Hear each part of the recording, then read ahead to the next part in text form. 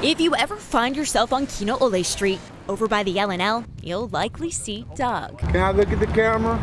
A fixture in the Hilo community. How long you been out here? 22 years. 22 years. On a recent Wednesday, we found him perched on an orange bin. He rolls up and down the sidewalk. Outreach workers say Doug generally keeps to himself.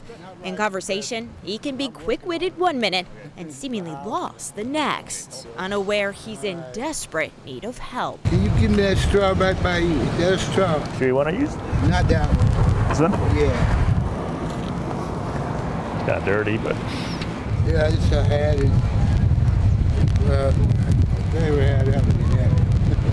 A lot of his behaviors are suggestive of schizophrenia and lack of insight. Meet Dr. Chad Koyanagi, the only psychiatrist in the state that takes his practice to the streets. How are you, Jeanette? Hey, look at your leg. He's worked with the homeless more than 2 decades, heading up a successful psychiatric street medicine program on Oahu.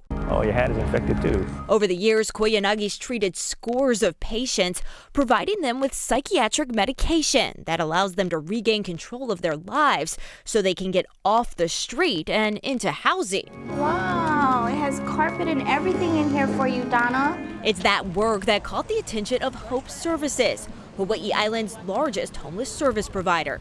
Now, the doctor travels to Hawaii Island every other Wednesday to head up the agency's new psychiatric street medicine program, a first for this rural community. It's a program that's desperately needed here on Hawaii Island. It's estimated between 50 and 60% of the homeless population needs psychiatric services. Data shows the island's homeless population continues to grow, jumping 45% in just 5 years.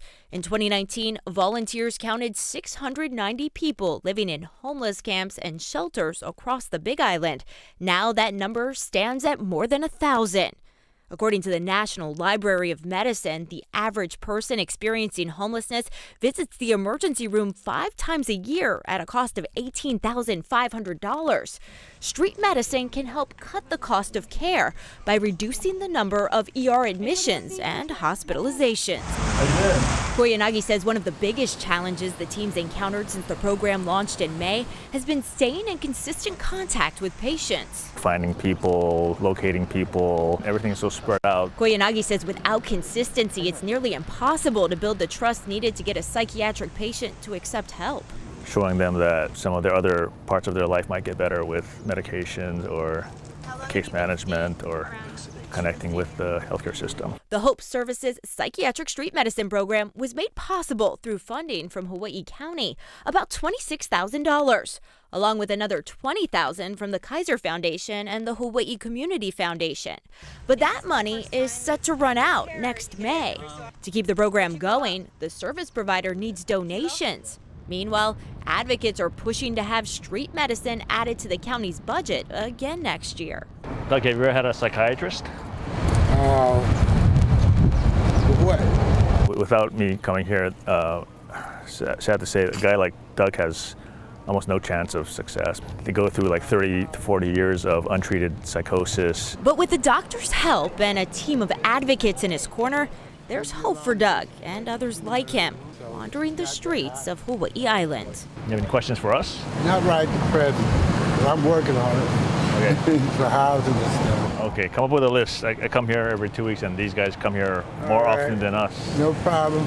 For more information on how to donate to this program, head to our website, hawaiinewsnow.com. Tomorrow, we'll introduce you to the other half of the Hope Services Street Medicine team, a group of volunteer doctors and nurses who hit the street once a week providing wound care. The organization says helping people with their immediate needs not only keeps them out of the hospital, it allows outreach workers to start a conversation with them about housing. Catch part 2 of our series, Hope for Hawaii Island, Tuesday at 6, only on Hawaii News Now. Allison Blair, Hawaii News Now.